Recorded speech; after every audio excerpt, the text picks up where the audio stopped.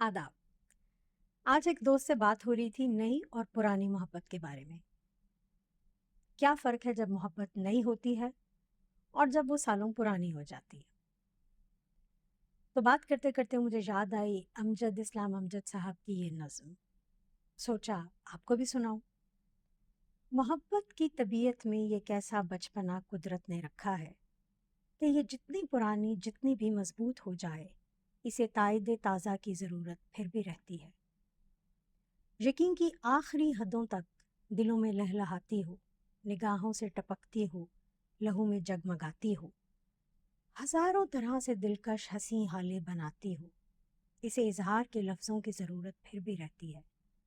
मोहब्बत मांगती है यूं गवाही अपने होने की कि जैसे तिफले सादा शाम को एक बीज बोए और शब में बारहा उठे, ज़मीं को खोद कर देखे कि पौधा अब कहाँ तक है।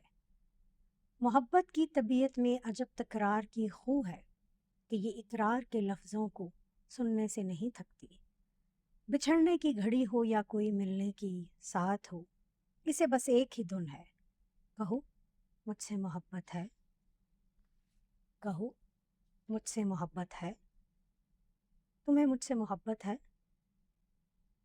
कुछ ऐसी बेसकूनी है वफा की सरजमीनों में कि जो अहले मोहब्बत को सदा बेचैन रखती है, कि जैसे फूल में खुशबू, के जैसे हाथ में पारा, के जैसे शाम का तारा।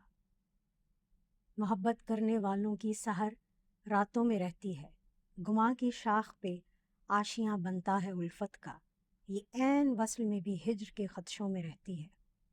मोहब्बत के मुसाफिर ज़िंदगी जब काट चुकते हैं, थकन की किरचियाँ चुनते वफा की अजरकें पहने, समय की राह गुजर की आखिरी सरहद पे रुकते हैं, तो कोई टूटती सांसों की डोर थाम कर धीरे से कहता है, ये सच है ना, हमारी ज़िंदगी एक दूसरे के नाम लिखी थी।